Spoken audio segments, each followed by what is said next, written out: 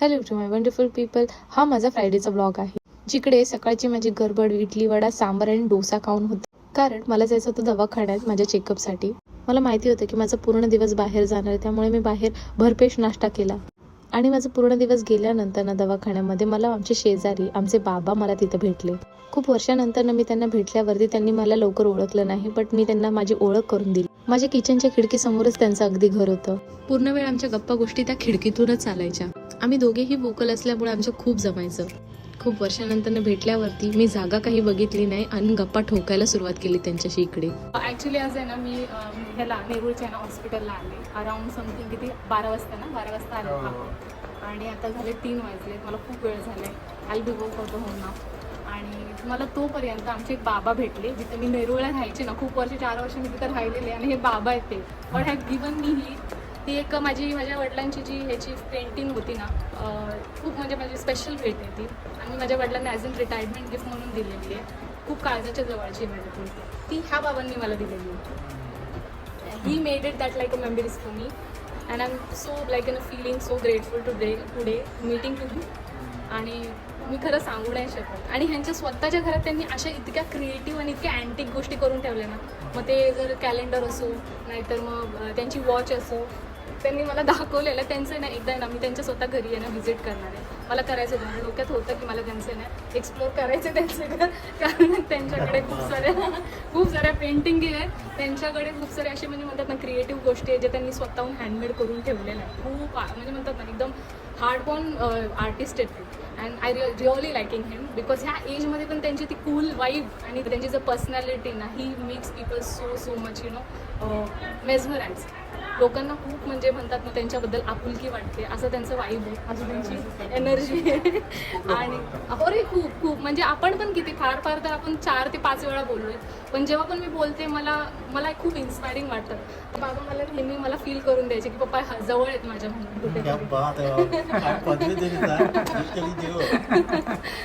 मी लवकरच आपल्या घरी पण ह्यांना आपण बोलणार आहे. आजी बाबा बुद्धी आहे, त्यांची एक नात आहे. अनरेकग्नायझेबल पर्सनॅलिटी. आपल्या अवतीभवतीच अशी माणसं असतात पण आपल्याला ओळखायला थोडा वेळ जातो. पण मी नक्की त्यांना एक हे करेन, कव्हर करेन ह्यांची स्टोरी पण. And then you will be see की म्हणजे किती गोष्टी आपल्याला बघायला भेटतील, ह्यांच्याकडनं शिकायला भेटतील. Okay. You know guys, he is being a person very wonderful. त्यांनी त्यांच्या दोन्ही नातवंडांना खूप डिसिप्लिनने सांभाळलं आहे. आणि ह्या वयातही कोणावरती रिलाय न राहता ते स्वतःचं भरणपोषण स्वतःच करतात. जसं काही दोघांनी न थकण्याचा विडाच उचललाय. खूप वर्षांनी त्यांना भेटून मला तर खूप बरं वाटलं. अशी काही ही जिव्हाळ्याची नाती आहेत. त्यांच्याशी गप्पा मारून झाल्यावरती आम्ही घरात परी निघालो.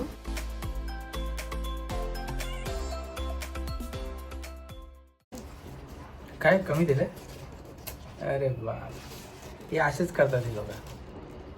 म्हणून मला ते भजी पाव घ्यायचं बोललं ना, थोडीच देतात ते भजी. सकाळी 11 वाजता आम्ही घर सोडलो होतं. आत्ता 5 वाजले, घरी आलोय. येताना नाही, जाताना तर आम्ही नाश्ता वगैरे केला होता जसं तुम्ही पाहिलं. पण आता येताना श्रद्धाला थोडी भूक लागली, तर नाश्ता घेतला, वडापाव वगैरे घेतला, वडापाव भजी पाव. दादाचा काय प्लॅन आहे? कुठं जायचं आहे? डीमार्टला काय राशन भरायचं, शॉपिंग करायची थोडीशी. शॉपिंग पण डीमार्ट मध्ये करतं का? सांगा. आम्ही करतो शॉपिंग. करते बा, मला आवडलात कपडे तर मी काय स्ट्रीट शॉपिंग पण करते. मला नाही ब्रँड होऊनची गरज नाही. लेडीजचे कपडे भेटतात स्ट्रीटवरती आणि चांगले भेटतात. काकीने जरी बघितलं ना, काकी ओरडणार आहे. का? बरी नाही का म्हणले. ती भाजी होती कोणती तरी एक, मसाला वांगा काहीतरी होतं.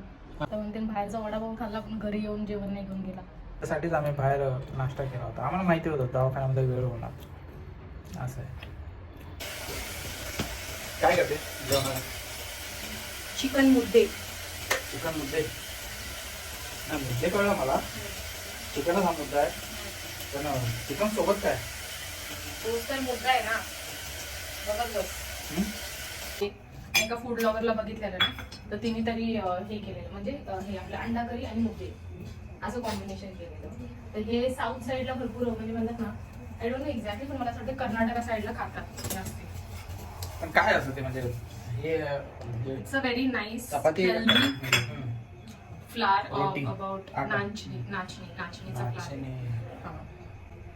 नाचणीची रोटी. रोटी नाही, हम्म. असे ते गोळे असतात हम्म. आणि त्याच्यावरती थोडंसं आपलं तुपाची धार हा, सोडायची. हा, हा, हा. तुम्ही मी हॉटेलमध्ये वगैरे हा हा हा. मला ते ट्राय करायचं होतं लय दिवस झालं. म्हणलं बघू. म्हणून ते पीठ आणायला सांगितलं नाचणीचं. ओके. आज काय अरे हे केलं? माहिती नाही.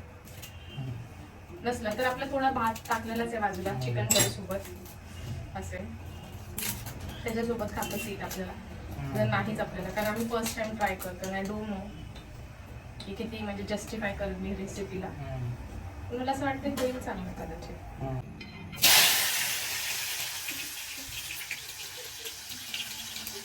फोडणी दिली का काय केलं?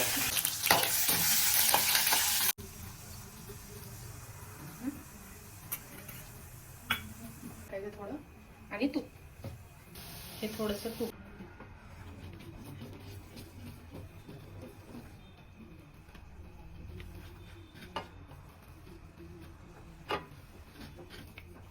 आणि कमी पडलं का?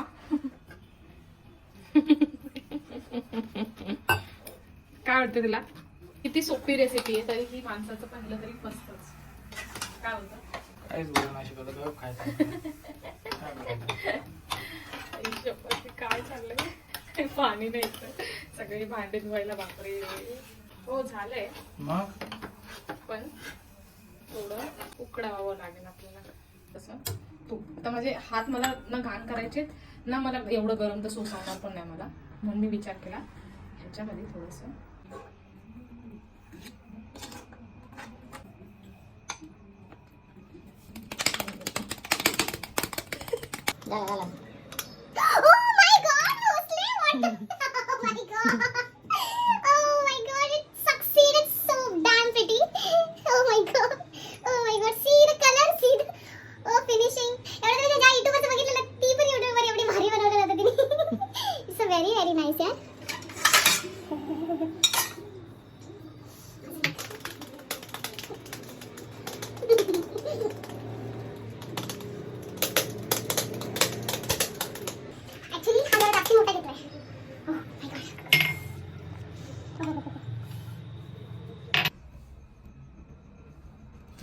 गरम होतं ना ते.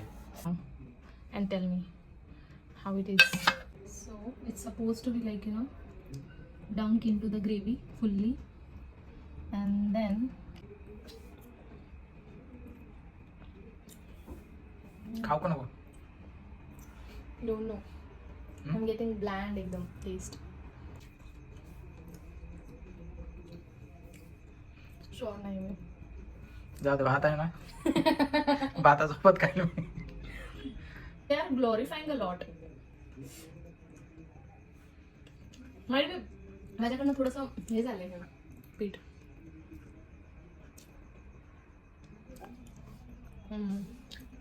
Now you are turn to be enjoy. Please go ahead. वाटतं मी पीठ खातोय. मला असं वाटतं मी नीट शिजवलं नाहीये का काय माहिती. आता भातासोबत.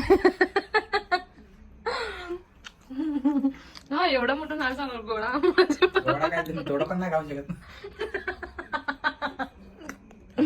कारण ही रेसिपी तिथली आहे ना, मग ही शिजून शिजणार किती असं आहे ना. पण हाय ती चव लागणार. पण मला असं वाटतं ही शिजलंय. अच्छा शिजले म्हणतोस का? शिजलंय पण आपल्याला ती चव नाही. आपल्याला आपल्या हा टेस्ट बड नाही आपल्याला तसंच वाटतं की आपण पीठ खातोय शिजलं. एक्झॅक्टली तेच मला होतं. मला तेच अगदी तेच बरोबर बोललास. आपला टेस्ट बड तसं नाहीये. हो आपण हे नाही हे करू शकतो. मेजर फिल्या. ऍक्च्युली तो आल्यापासून आहे ना हॉस्पिटल मधून is not filling well now.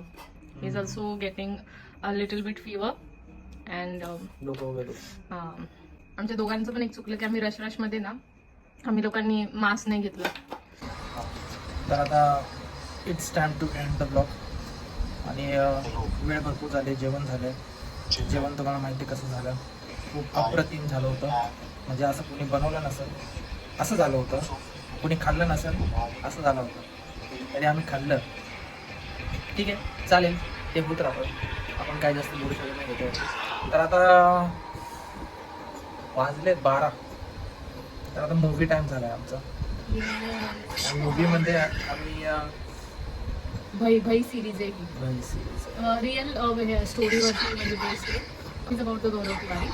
Paranormal असं ॲक्टिव्हिटीज दाखवलं. आहे activities. It wasn't kind of the hunt a ghost but म्हणजे तो बोलायचा, तो कम्युनिकेट करायचा. He was having that power to be like can interact or to be like म्हणजे जशी आता पण माझं सीन तो आता हा एक scene आहे तुम्हाला.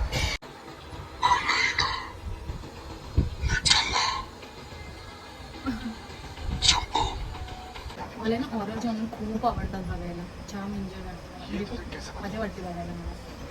म्हणून रात्रीचे अंदाज आले की बाथरूमला वगैरे मला ते आवाज देते आणि माझी झोप मोड करते. हा? वा. मी ॲक्च्युली ना जेव्हा हा घरात असतो ना तेव्हा बघते. मला खूप भीती वाटते. तरी बघायचं. मला काय म्हणते एजरेबल वाटते बघितल्याने ते असं म्हणजे लहानपणापासूनच आत्ताच नाही. कारण आमच्या घरामध्ये असे असे म्हणजे गोष्टी घडायच्या ना की म्हणजे हॉरर मूवीसोबत रिअलिस्टिक आवाज पण व्हायचे. येस, मी भाऊच्या बाजूला बसलेले असायचे आणि सीन असा एवढा मोठा म्हणजे म्हणतात ना भूताचा यायचा काहीतरी विथ साऊंड इफेक्ट. तर त्या साऊंड इफेक्टमध्ये भाऊ असं तुझ्यासारखा बसलेला असायचा आणि मी एवढी मगन असायचे आणि सगळे मगन. आणि मग नंतर न कळायचं की यार मध्ये सीन आला तर डचकायला व्हायचं आणि माझी बहीण एवढी जोरात ओरडायची ना त्या टायमाला. शपथ माझा भाव देखील घाबरायचा. आम्ही बघितलेलं आहे ऑलमोस्ट, पण हे मध्ये काय सिरीज बघितलं? पार्ट बघितलं. हां मध्ये पार्ट थोडेफार मिसिंग झालेत आमचे. आम्ही लास्टच्या ते cover पार्टवरती करतो. हां तर त्याचे आता आम्ही मध्ये कवर करतो. So let's catch again in another next blog. Hope you will enjoy my this blog with disaster my major fail परिस्थिती. हे होतं कधी कधी आहे. होतं काय कमेंट करा कसा वाटतो ब्लॉग. प्लीज म्हणजे तो एक पुन्हा नव्या ब्लॉगमध्ये बाय. stay happy guys.